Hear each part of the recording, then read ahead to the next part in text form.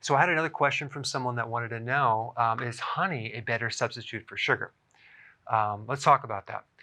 Well, regular table sugar, refined sugar, is a 50-50 split between fructose and glucose. Honey is 60% fructose and 40% glucose, so it has more fructose.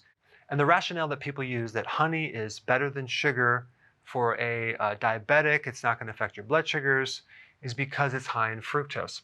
And fructose on the glycemic index is 19, so it's very, very low. So you're thinking, wow, it must be okay.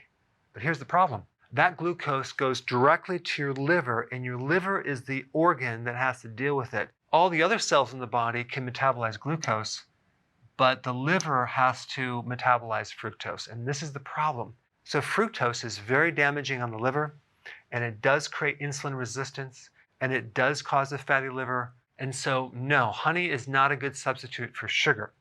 The benefits of honey have to do with the antioxidants and some of the vitamins and the phytonutrients that can help people with allergies.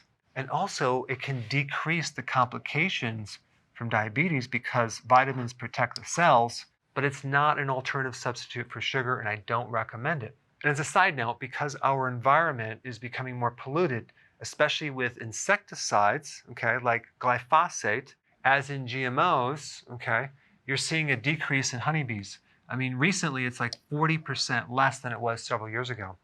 And the problem is 1/3 of all of our food is dependent on bees for pollination.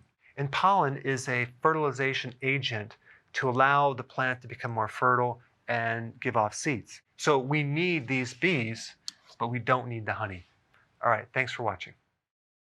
So if you want to get notified with all my content, click the notification bell next to subscribed.